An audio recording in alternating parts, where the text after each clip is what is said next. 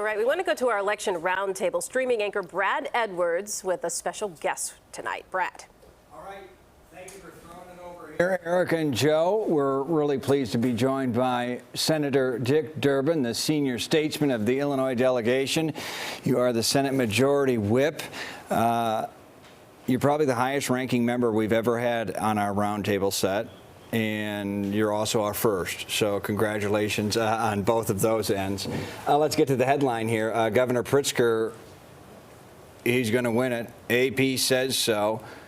Is he going to serve for 4 years or 2 years? Or going to be running for president? Your thoughts? Well, he kind of teased the people who watch this by visiting New Hampshire and Florida, and he did a good job. My Senate colleagues have reported that he did a credible job as a national-type figure. But it remains to be seen how serious he is about this undertaking. If Joe Biden is running for re-election, that'd be part of his calculation. I think we ought to focus on tonight instead of the next 2 years. Oh, no. Let's focus on 4 years from now. I mean, come on. We're just kicking things around here. He also has a good picture taken with Kamala Harris when she was in town. Pritzker-Harris, who knows about that? I want to talk to you about another thing we're hearing, you know.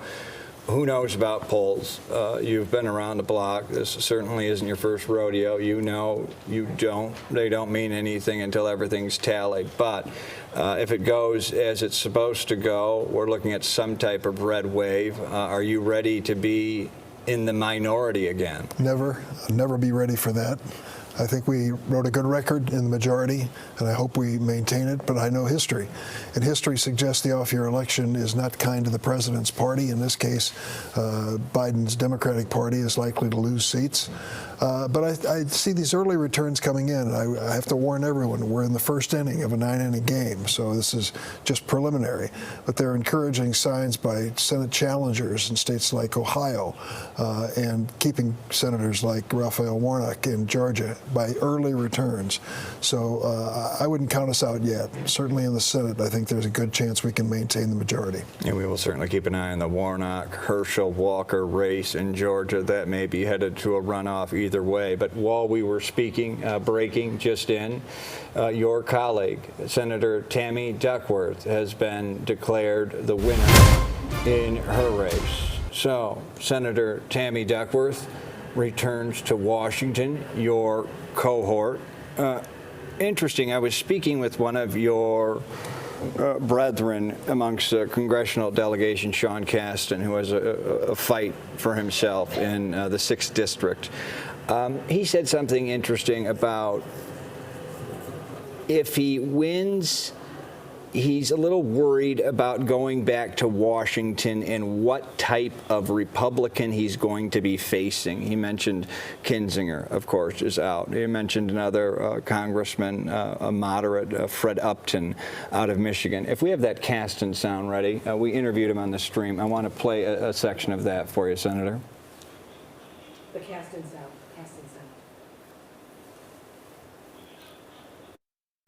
We're losing good people from the Republican Party, and the reward system in the Republican Party in Washington right now does not reward patriotism. It does not reward courage. It rewards the extremists and encourages everybody else to stay silent. And it's not healthy in a two-party democracy to have that reality. He claims he has concerns. Do you have similar concerns? I do. When we've reached the point where people consider themselves mainstream Republicans and deny the results of the last presidential election, everybody ought to be worried. You know, if you don't accept the results of an election, and I've lost a few, and I've won a few too, if you don't accept those results, you basically reject the premise of a democracy. If a vote goes against you, you accept it. Al Gore did. He walked away from a contest in Florida that many of us thought still had legs, but he decided it was in the best interest of America that he concede at that point, and he did. So that, to me, is what this democracy is all about, people who accept reality. There are too many on the other side who are driven by this cult of Donald Trump who don't accept reality. Well said, Senator Durbin. Thank you. Now we're going to toss it back to the main desk? Is that where the Yeah, we have a few questions for the round table? We're going to throw it back to the main desk. What do you have for the senator here? Senator, if the House goes as expected and predicted by many tonight, back flipping to the Republicans, what changes in that chamber, assuming the Democrats remain in control in the Senate? What changes? There's talk of bringing impeachment. There's talk of funding for Ukraine coming up. What's different if Republicans take over the House tonight? Well, the first thing they've announced is that they're going to reverse our Inflation Reduction Act. For the viewers tonight, let me remind them, that means that the protections that we just enacted into law, which says that no Medicare recipient will have to pay out of pocket more than $2,000 a year for prescription drugs, would be eliminated. The provision that says no one on Medicare suffering from diabetes pays no more than $35 a month for insulin will be eliminated. We're basically saying to pharma, you win if the Republicans take over the House and have that controlling vote. What about an impeachment? Well, listen, they promised an impeachment almost immediately after Joe Biden was sworn in. A few of the radicals in the Republican Party. I hope cooler heads prevail.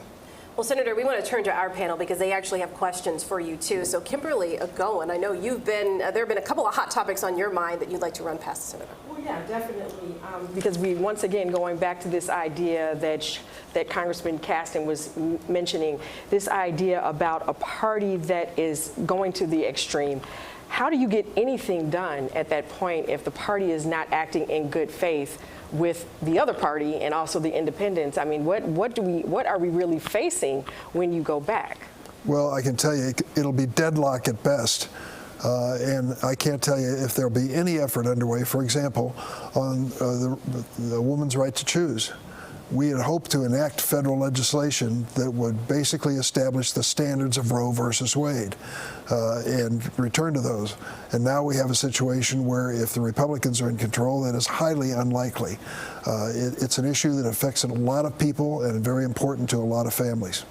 Senator, if we go back, you know, it's already been a projected winner for Governor Pritzker here. There's actually been quite a divide, though, within the Illinois Democratic Party. If you talk about Robin Kelly and some of the concerns there that party members had with Governor Pritzker, perhaps pushing her out. Where do you think it stands going forward now that he is projected to be the winner in terms of getting things done locally?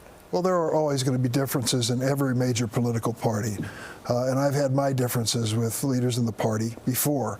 But I can tell you the party was united behind J.B. Pritzker. There was a clear choice with State Senator Darren Bailey. His philosophy, his political position on issues was really inconsistent with many positions taken by Republicans over the years. So I would say J.B. Pritzker can count on a unified party to help him in the General Assembly. Okay, we have another wrinkle in it, though, Senator, and that was the word today that Chuy Garcia intends to announce his run for Chicago mayor on Thursday. Let's talk about the political implications of that within the Democratic Party and how Lori Lightfoot must view this. I'd like to get this election out of the way before we go into another election cycle, so I'm going to withhold any comments until we see who's running. Right. Senator, thank you.